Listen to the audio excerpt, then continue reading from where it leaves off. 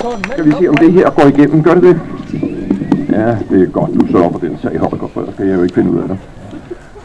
Kære venner, i Klosterparken i Vestervig, glædelig midsommerfest på denne Sankt Hans aften, og stor tak til Håndværker- og Borgerforeningen for denne opfordring til at sige et par ord.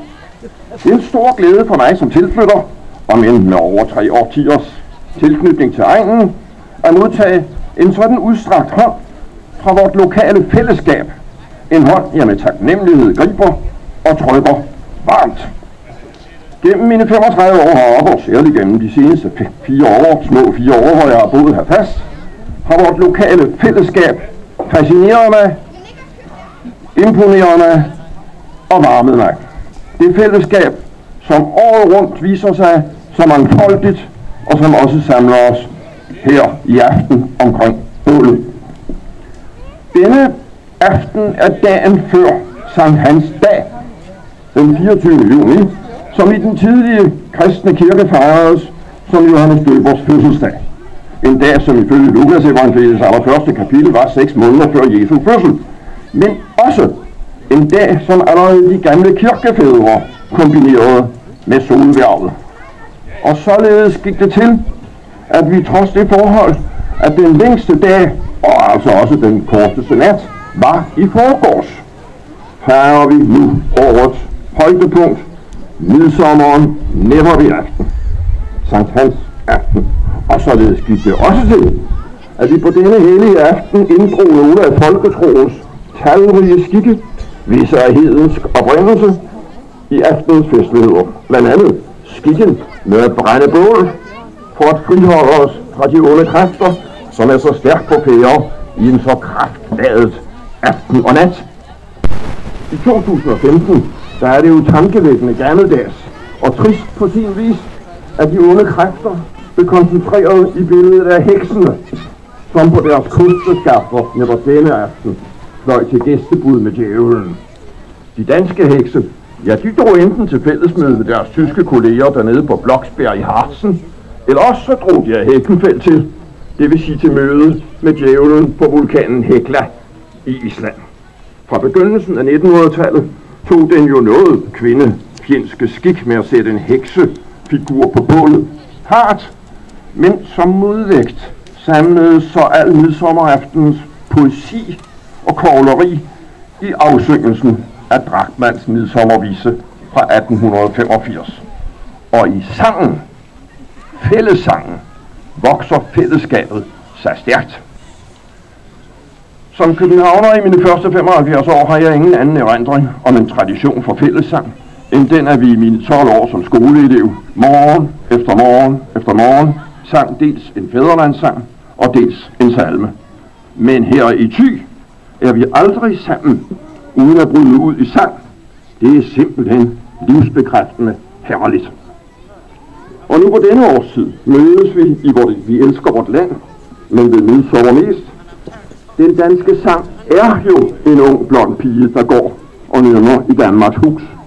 Og vi følger glade gerne opfordringen, så syng da Danmark. Lad hjertet tale, til hjertesproget er vers og sang. Og her hvor blæsten suser sin vilde vise, og stranden drøner sit højtidskvad fra hedens lyng, som fra stadens flise skal sangen løfte sig ung og glad. Og det er ved denne skønne midsommertid, hvor ovenover os er spændt de lyse nætters telt, at vi synger.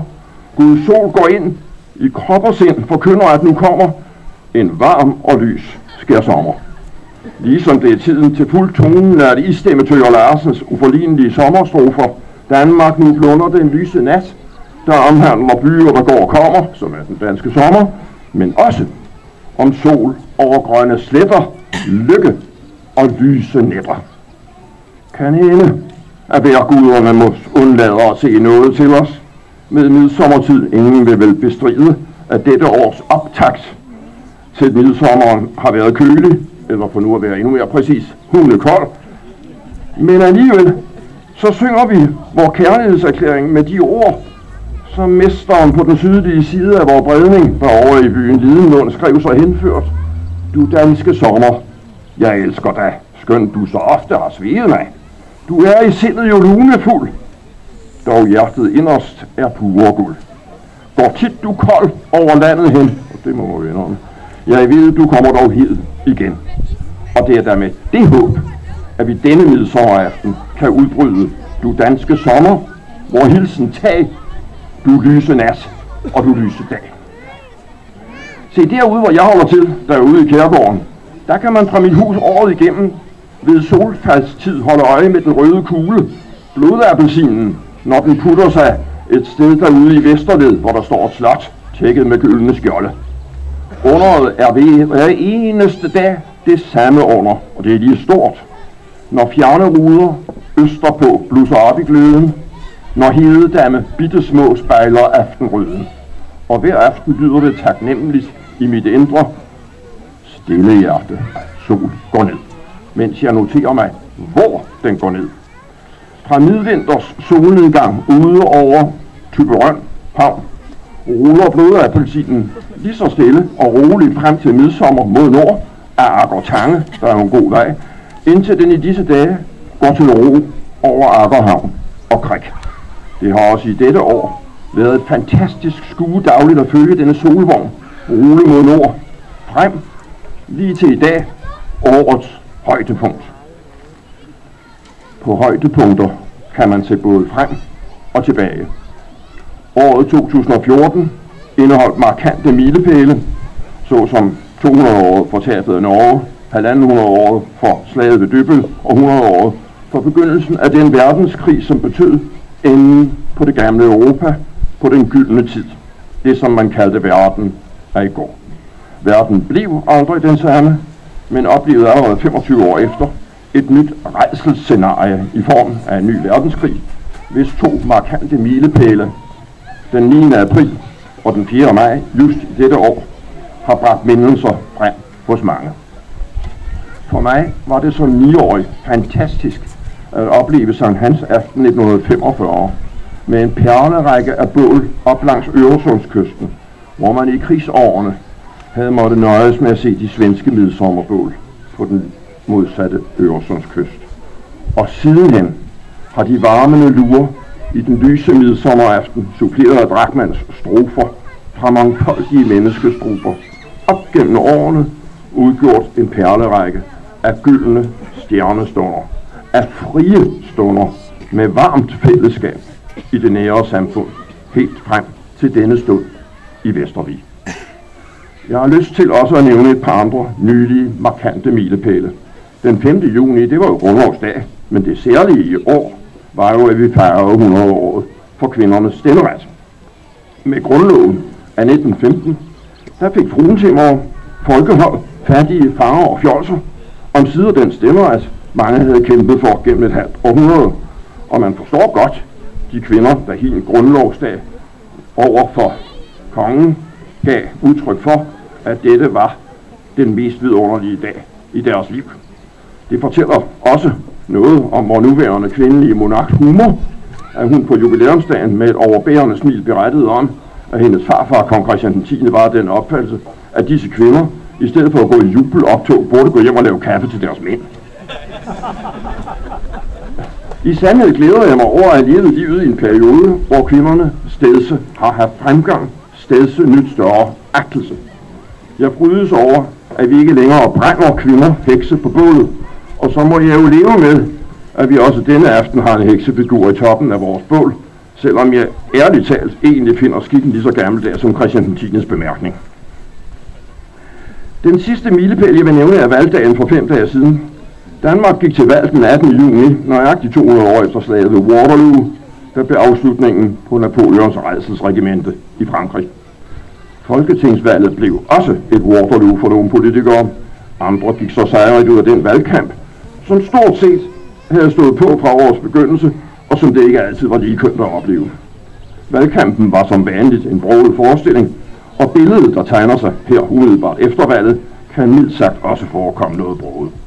Men interessant synes jeg det har været at opleve stedse flere politikere fra hele spektret tale om det urimelige i det skæve Danmark. Se, i min fjerne barndom og ungdom, der talte man om København og provinsen, og det var ligeværdige begreber. Man kunne bo i byen eller på landet, og jeg valgte jo tidligt ikke at bo i byen, men alene at arbejde der, og så i øvrigt bo på landet. Det var der ikke noget negativt i. Men det ændrede sig jo. Først ved kommunalreformen i 1970, siden reformen i 2007, der blev centraliseret mangt og meget i de større byer, og begreberne yderområder, udkantsdanmark, den rådne banan, kom ind i vores daglige sprog som en smittende pest, men også som klare signaler om, at noget var helt rivravruskende galt ved at bemægtige sig vores kultur og splitte den op i en flerhed af kulturer, der ikke fandtes ligeværdige. Så sent som for en måned siden læste jeg i en avis en artikel, et indlæg af en ung typo, som i et større selskab af sjællændere bespurgt siger os egentlig, hvad laver I egentlig i Thy om vinteren? Et spørgsmål i slægt med de mange spørgsmål, også jeg har fået stillet gennem de seneste årtier. Mig hjalp det enormt, da jeg for nogle år siden i Weekendavisen fik opdaget en dobbeltside med en fed overskrift, der lød Miraklet i Vestervig. Og det var med en sand fryd at kunne supplere i omgangskredsen, der undrende havde blivet mærke i artiklen med mine egne oplevelser i Thy. Og med fortællingerne om, hvad ildsjælene her har udrettet og fortsat udretter hos os, hvor de har overvundet tidens og samfundets udfordringer, bragt os videre og transformeret rådne bananer til grønne agurker, transformeret udkantsdanmark til vandkantsdanmark og inden længe hele Nordvestjylland til Nordvækstjylland. Skal man udvide noget af valgkampen, og muligvis også af valgets udfald, så ser jeg det sådan, at vores politikere nu er klar over, at den er gal, og at der skal rettes op. Så må vi bare sørge for at holde dem fast på, hvad de gav udtryk for, og insistere på et opgør med de senere års enårede centraliseringsmani og det dermed tæt forbundne bureaukrati. Her i Vestervig, der har man jo for længst taget denne kamp op, fejret store triumfer og langt hen ad vejen høstet frugterne, takket være ildsjæle, sammenhold og fællesskab. Og lad os så i aften på årets højdepunkt, efter disse tilbageblik, afslutningsvis se frem. Sommeren har været ventet på sig, men siges at komme her til Thy i løbet af nogle dage eller uger. Solen, varmen og de lyse nætters poesi er over os, og midsommeren minder os om liv, lykke og lys. Jeg er sikker på, at det fællesskab, som er vort, og de ildsjæle, der er en del heraf, fortsat vil bringe fremgang og udvikling, ikke afvikling. Vestervig har vist vejen, og viser fortsat vejen. Den vej, der tvinger til nytænkning, både hos de kommunale og de statslige centrale myndigheder. Den vej, der ændrer rådne bananer til grønne agurker. Den vej, der genskaber den ligeværdige respekt mellem land og by. Den gensidige respekt mellem alle os danskere. Den vej, der retter op på det skæve Danmark. Inden længe tændes bålet. Ilden giver os varme og lys og inspirerer os til samværet, til fortsættelsen af fællesskabet her i aften, og til sammen at synge, vi elsker vort land, for det gør vi jo. Du danske sommer, min hilsen tag, du lyse nat, og du lyse dag. Glædelig midsommer og rigtig god Sankt Hans aften.